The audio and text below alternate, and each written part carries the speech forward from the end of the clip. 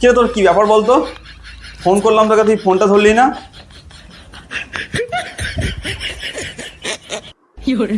এটা ইম্পর্টেন্ট কথা ছিল তো নাকি?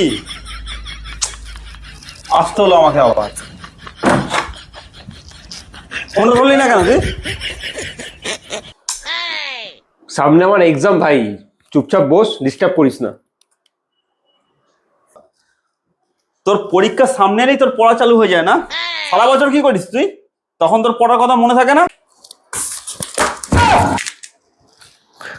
শোন, তোকে আমি একটা কথা বলি, তোর যখন বাথরুম পায় তখনই তুই বাথরুমে যাস, নাকি সারা বছর ধরে বাথরুমের ভেতরে ঢুকে বসে থাকিস? কোনটা, হ্যাঁ কোনটা?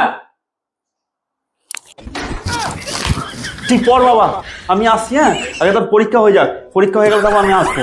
তুই পড়। না না, তুই পরীক্ষা দিয়ে নে ভালো করে।